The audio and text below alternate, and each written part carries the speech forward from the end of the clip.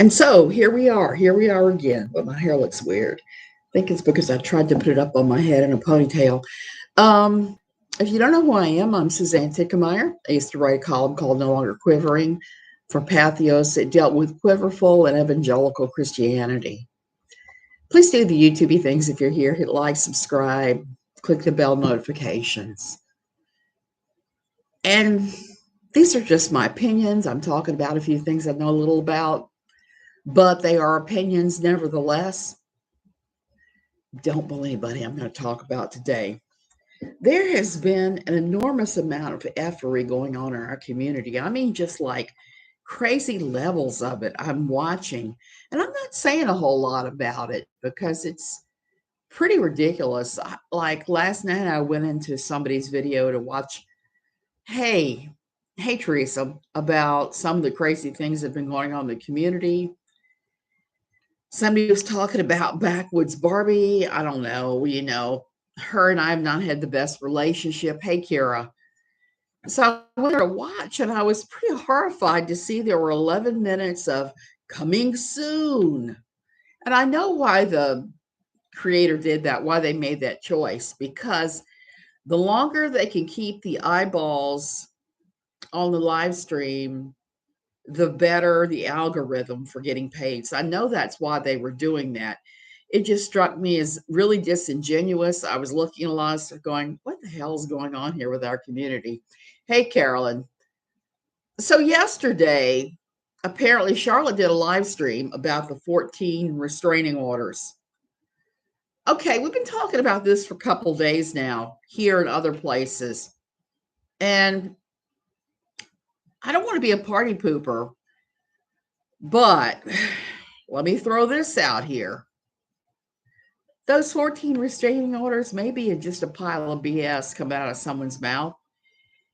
One of the things I don't like about Pitchfork Nation, and I understand why people do this, because when you've struggled with this woman, a lot of times they're looking at it like, wow, I hope this is right. This would be, hey, Christine, this would be the most awesome thing on the planet if it was true. So you grab the information, you run with it straight to either YouTube, Twitter, whatever. Is KJ banned on Facebook Live? Did she get demonetized? Kira, it looks very likely from everything I'm seeing, she got demonetized. She completely firebombed her Facebook too. And I also want to point out she's had multiple Facebooks. So this is something that has been coming a long time. She can't violate terms of service on Facebook like she's on YouTube. Hey, Dances in the Rain. You've been camping with no internet. I know what that's like. She's been extremely quiet. She has been very quiet in September. I don't quite know why. I wouldn't doubt it has to do with being demonetized on some platforms, and maybe even the lawsuit. You did speak on Twitter with Erica. I'm about to talk about Erica because Erica and I have knocked heads from beginning. The 14 restraining orders that Molly GoLightly threw out there, I don't know if that's true or not. Now, I find Molly amusing sometimes. Sometimes she's just so eager to throw out the information that, hey, Grace Peters, she doesn't always have the right information. And like I said, I get it. I get that desire to see bad things happen to people you don't like and to believe every little bit of gossip and just run with it. I think Molly may have been doing that.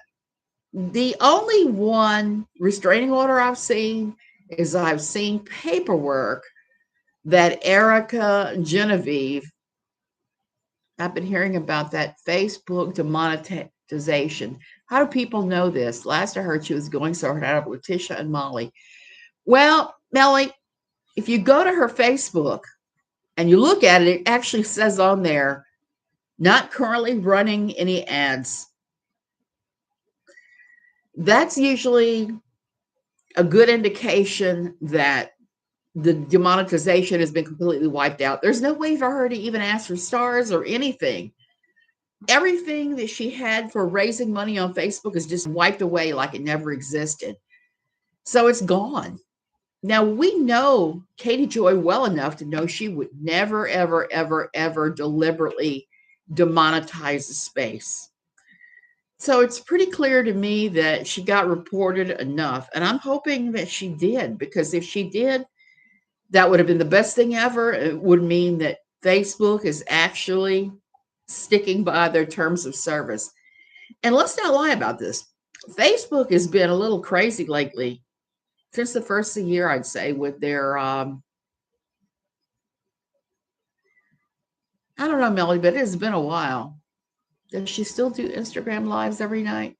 Christoph, I am being told that she did an Instagram the other night. So there are a few Instagrams going on there, but I don't know if she's still even monetized there. I don't quite know where she's monetized at and where she's not. She wrote about the Facebook situation somewhere because I read it. She also blocked many of us. Yeah, she blocked me immediately. I can't even see that it's on there. I have to use my husband's account and go on there to take a look. And because I don't run around with sock puppets. Why? The main reason is because this brain is not exactly the most hardcore perfect anymore, but especially with Lyrica. So and I gotta throw this out there. The other day I had to change my account on Reddit because somehow I got logged out. I went to log back in. I couldn't remember my password. So if I had 50,000 trillion sock puppets, I would really be screwed if I can't even remember the password on a major account. And I couldn't even remember whether it was my personal email address I signed up for with or my business one. I couldn't determine which one. So I had to set up a completely different Reddit account. I was really pissed off because I had some communities I really enjoyed. Hello from West Virginia, late but here. Okay, good to see you, 304 girl. Llama Girl has info about any video KJ Lives did. Yes, she does. And she does rock, most definitely. I try not to watch too much of Katie Joy. And like I said, I get annoyed when I see people that are coming in to stir the pot. So I got to throw that out there. Do you remember during the Tati Westbrook lawsuit, Nat Kennett giving a deposition? And then Lorianne Barnhart giving a deposition, and then both of them later saying, yeah, I was totally lying. Okay. When Erica Genevieve contacted Molly GoLightly, she also apparently contacted Charlotte. She contacted you, Kira. She contacted a lot of people and made claims about having a restraining order against Katie Joy. The restraining order, she posted the picture of the document, but you can see if you look at the document that it is not served or delivered. Okay. And I wanted to also throw out there are hate groups about Erica Genevieve on Facebook that have information on her going back years. Apparently, she's been stirring in various communities for years. One of the things that she's supposedly known for is that she has apparently faked legal documents. So here we have somebody that doesn't really have really great track record for telling the truth, who may or may not fake documents, that's showing this document around and making the claims about the 14 restraining orders. Okay, no, just no, stop, girl. Her document is not proof of anything. After I'd seen that what she was showing around and what she was saying and that people were buying it, I'm just going to throw it out there. I'm not going to say what Erica's last name is, but there are Erica hate groups on Facebook with long lists of different documents she's faked, different places she's inserted herself. She's not a Nat Kennett. I'm going to say that, but she may be a Lorianne Barnhart type. I don't know. The only reason that I know anything about Erica is back when the Molly GoLightly and KJ started fighting over the whole Marvon McRae thing.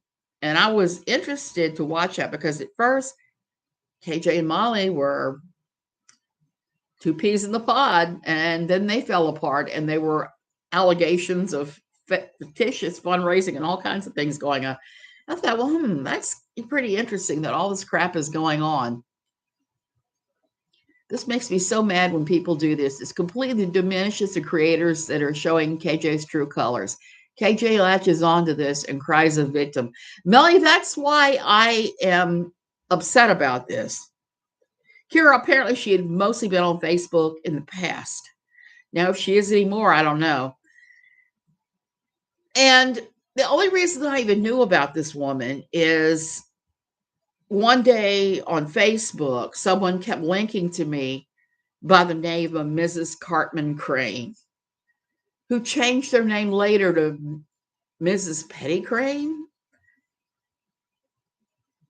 And this person was promoting Unirock. Unirock.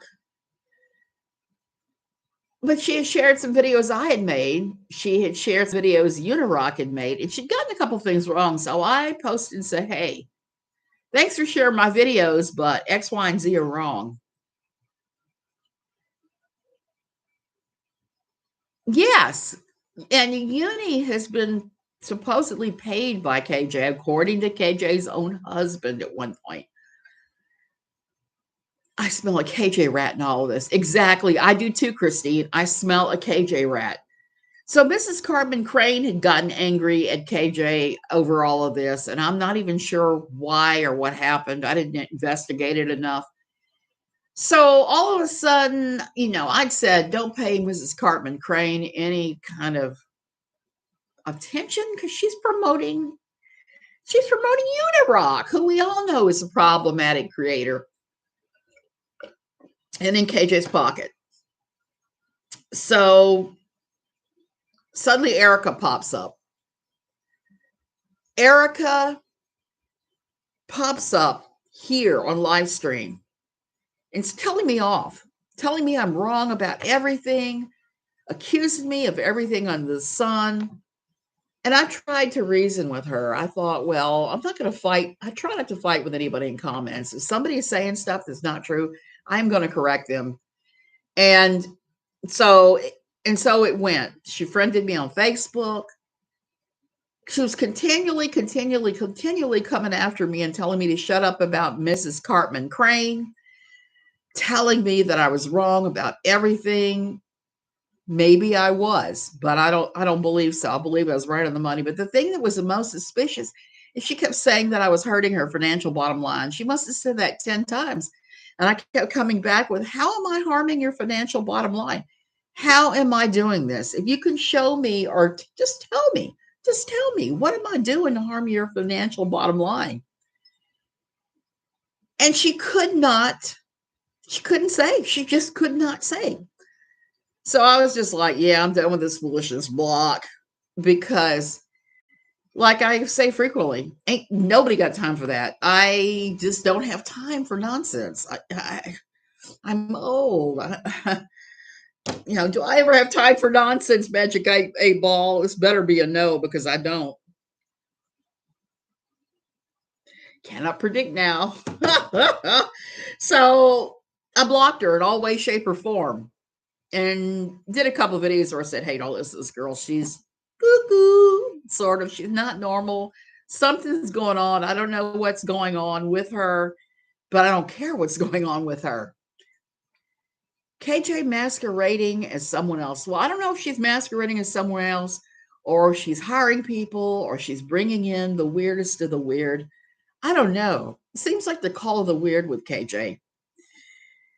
She seems to throw out there all this stuff, and the next thing you know, we get these people. We get the Nat Kennetts. We get the whatevers. So what's really interesting to me right now too about Molly, and I've got to give Molly credit because she's handled this better than anybody, hey T King, I've ever seen. She got signed up for some kind of cheating exchange or and then later to work as a prostitute. Now, I got the same thing happen to me during the Tati Westbrook thing. Somebody signed me up for that. The first time I went against KJ, her little stupid started signing me up to receive insurance quotes, new window quotes, different things like that. I was just like, huh? And it was just annoying, just very annoying and stupid. But I wasn't like the porn that flooded my box later when Natalie got involved and being signed up to work as an escort. I struggled with the escort thing because guys were emailing me left and right, and I just emailed back and said, "Hey, you've been punked. I'm sorry. I'm not a call girl." And these guys would get mad. They'd email you back, and it would be like, "Up yours," and all this. And it's like, what? So basically, at that point, what I started doing was I started saying, they contact me and say, "How much for a BJ?" $10,000. Nobody once fought with me. Nobody attempted to pay that amount either.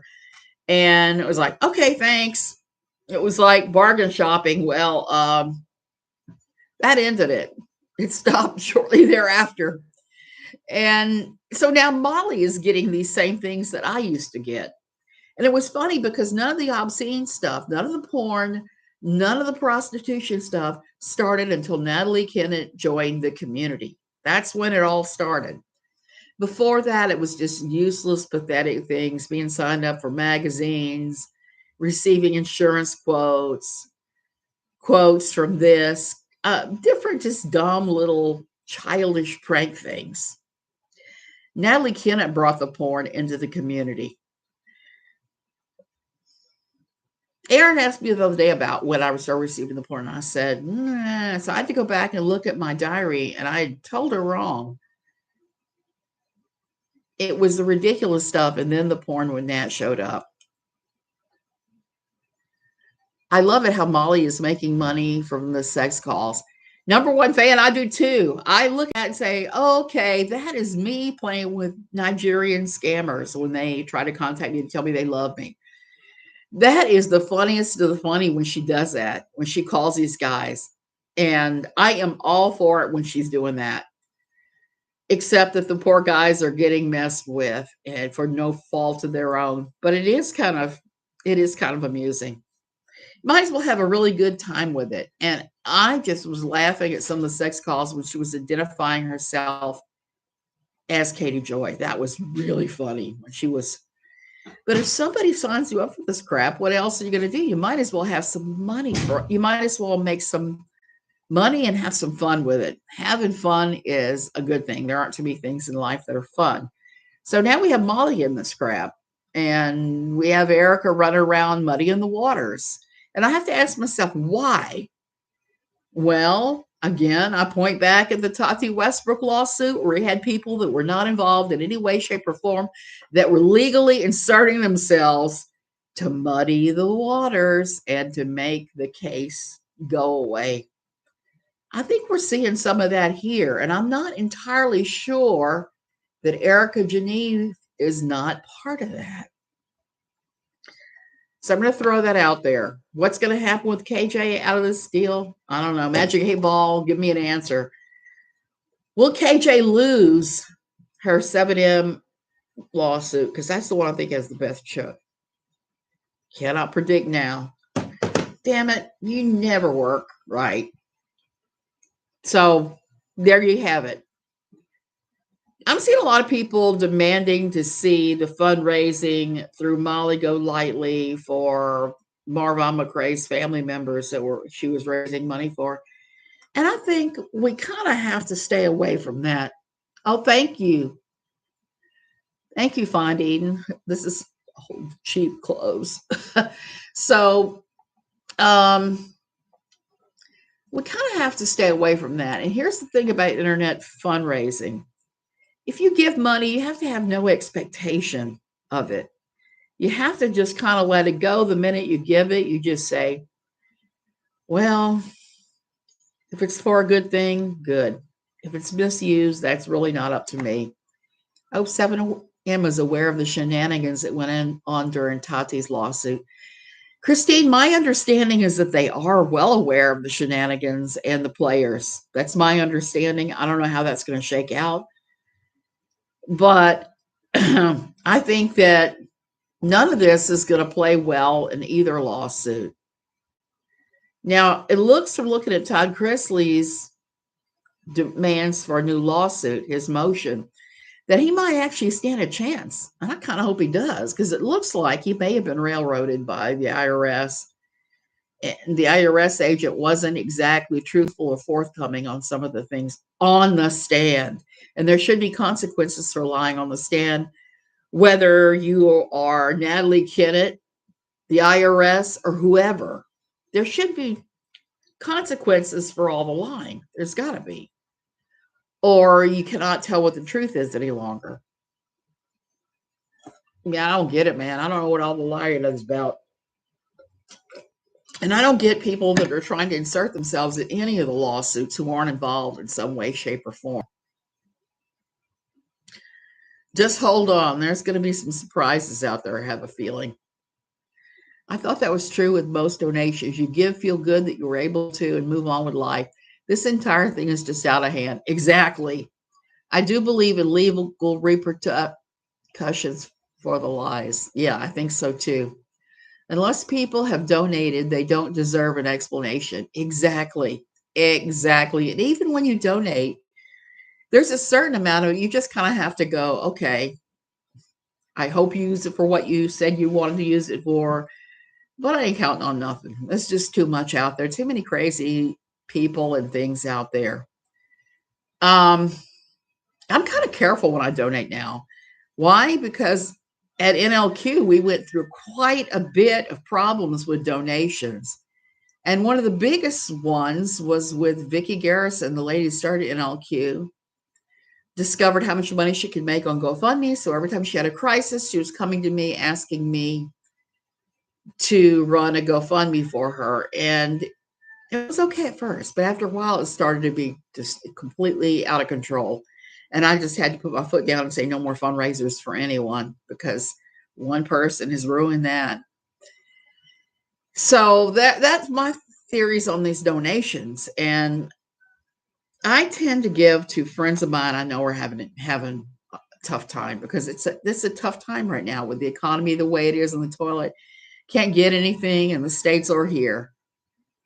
So we have KJ out there just stirring drama, except that I'm going to say lately, I haven't seen her stirring quite as much drama. I have seen her going to her predictable thing where she hauls out horrible pictures of her child and uses them. The pictures with the scars on the back of his head were just heartbreaking. I don't understand putting that stuff out there and then screeching that others are talking about the child. I give to people on the street. Some people think it's ridiculous. My mother-in-law says, give from your heart, and what they do with it is only on their conscience, not yours. That's exactly right. And that's what I try to do too. I give on the street, and I don't worry about if the person is going to buy a sandwich or a bottle of Ripple. It's not my business. I hope they would buy the sandwich, but since I'm not going to stand over them and make them buy the sandwich, I just kind of have to let that go and release it into the universe and not worry about it. It's not on you. So what's going to happen with the KJ thing, I don't know, but I think we need to be careful that we're not enabling people who are stirring the drama for whatever reason, for attention for themselves, or whatever attention, whatever happens, you know. So I would say if Genevieve is contacting you, take everything she's saying with an enormous grain of salt. And if you want to know the group, if you want to see the group on Facebook that has been following her for years and has her shenanigans, contact me and I will send you the link, because it's some pretty sensational stuff out there. I don't know how true it is, but here's what I do know. If you have one person that the entire internet hates for whatever reason, there's usually a good reason for that. It's not because people are trying to bully anybody else. And there are bullyable things, and some people getting bullied out there. I was interested to see yesterday to see the thing about what Backwoods Barbie was up to lately, because I've seen her do some very bad things. I've also seen her do some good things. And I think as creators, we all make mistakes, but sometimes you're going to be watching going, oh my. Hey, Aussie. So how all this fits in with KJ at this point, I don't know. Just be real careful about who it is you are getting your KJ information from. I'm just going to throw that out there. Charlotte, I'm sure she said she saw the number on the document. She saw the document. That is who her source is. Her source is Erica Genevieve, who is less than trustworthy, in my personal opinion. Okay, so we got to talk a few minutes about Josh Duggar. Yesterday, Josh Duggar's attorneys asked yet again for an extension on filing the appeal to get him out of jail, to get a second trial. They've already asked, I think it's been pushed back like 3 times now. Exactly why they can't get their ducks in a row and can't file. They're claiming it was because they had a hard time getting a meeting with Josh. And that may be true because the Bureau of Prisons on the federal level does not run in such a way as to inconvenience anybody but themselves. So that part may well be true, but any lawyer worth his salty is going to already have that strategy at least partially in mind when the client is found guilty. They shouldn't give him a new trial. I don't think they should give him a new trial either. He was convicted fairly. I don't think there are any issues that could be raised that I could see. But then again, I am not a lawyer, so I would hate to say there's nothing that they could overturn it on. I know there are always things. I mean, when I read through the Todd Chrisley motion, I was like, well, yeah, it sounds like there's some pretty serious allegations that if they're even halfway true, Todd should be getting a new trial. Todd and Julie. So this was the 3rd time that they asked for the extension, and there's a big article about it on my. I'm gonna put the link in the description to that.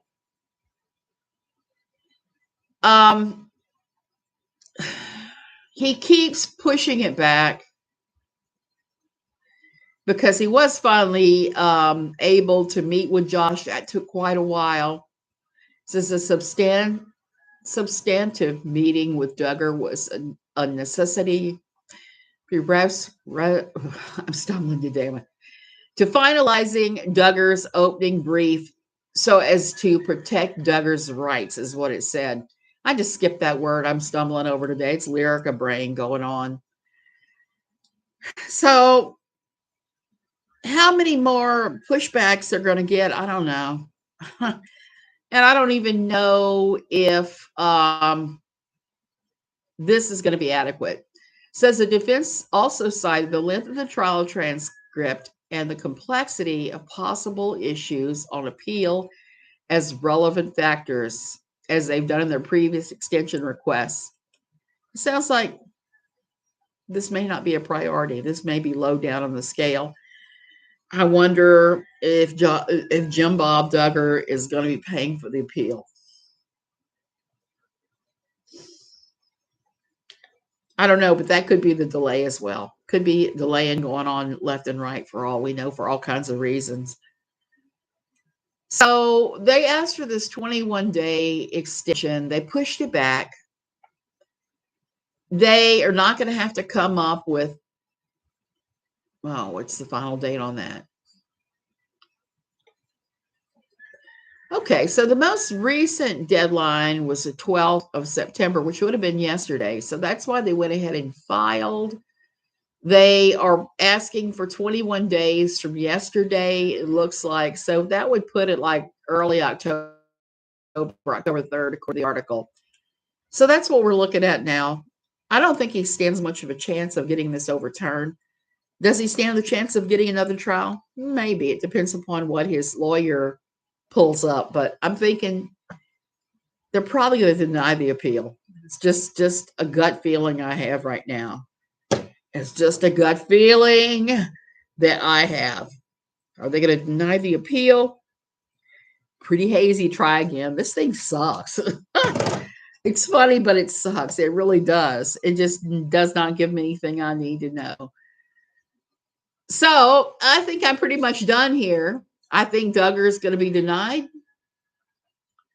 Don't pay much attention to people who are brand new in the community that are saying that they have all this information, because until they actually cough up a list of these supposed 14 people, I'm not believing it.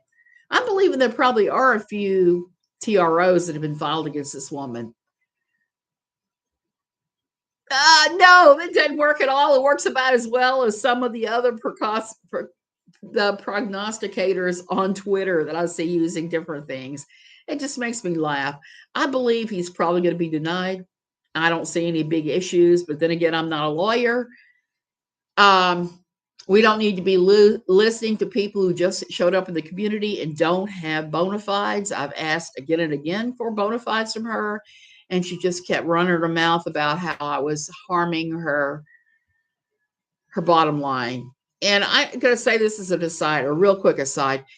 When I was looking at Mrs. Cartman Crane on Facebook, she kept changing her occupation, first from media to journalist to influencer and just things like that. And if you have people that are not actually reporting on certain subjects and they're not covering it and they're trying to be an influencer, it kind of sucks too. I mean, for me personally, that's one of the things that I have struggled with Katie Joy, was her taking what Pathio said and making that as an excuse to be able to call herself a journalist when she has zero journalistic ethical training whatsoever. Hell, we couldn't even get her to read the best practices ethics manual for Pathos.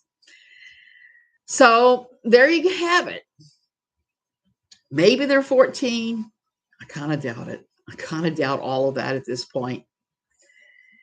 And part of the reason I doubt that is, and I'm just going to throw this one out there too, is Robert Shin in his newest motion asked that she be stopped from saying and doing all this stuff. If there was a restraining order against her, that wouldn't have been in there, but there's not. And if anybody would have reason to ask a restraining order, it would be Robert Shin. It would be the dancers, because of her actions. And the Duggars. I think the Duggars could probably legitimately ask for one. But here's the thing about those TROs in Minnesota. You have to be able to prove that the person is an actual risk to you personally. And a lot of these internet feuds, there's no way to prove that. You're just wasting some attorney's money and your money on an attorney. You're just wasting the court's time when you do that. They're going through trial transcripts with a fine-tooth comb. The opportunity for a new trial likely hinges on judicial misconduct, legal errors, and mistakes. It's a routine legal approach. Satirical scapegoat, I understand that. I just don't see, from what I saw of the trial, that they really have much of a leg to stand on. If they find there was misconduct or an error or mistake that would overturn it, that's one thing. But I think that at this point, Josh is willing to do and say and use just about any excuse as to why it should be overturned. And that kind of scares me. I don't know what's going to happen with him. But there's some part where you just kind of have to take an L and go on with your life and take the punishment and just go on. And I think he's probably at that point. All his claims that it was somebody else at the dealership that was looking at this stuff are ridiculous. They proved it was his computer. He was sitting in front of the computer at the time, apparently. So I'm thinking that he actually did it and he didn't have much of a leg to stand on. And that's not a bad thing necessarily. Okay, you guys, I'm going to go ahead and go. I have a giant pile of mending to do. Just stuff I don't really like doing. I'm actually feeling halfway decent for a change. So I got to go and do my thing. And I got to go look through the window of the guest house and see if my husband painted the guest house bedroom right or not. Because I had to stop doing that because of my allergies. The, what was it? The thing I had, the respirator helped, but it didn't completely end it. Okay, have a great day out there. Like I said, be careful who you believe on your KJ stuff. It is so easy to believe the absolute worst about her, but I've reached a point after everything that happened with the Tati lawsuit where I'm asking for bona fides now every single time. And if you can't pull one up, that I'm not going to believe it. Okay, I'll see you guys later.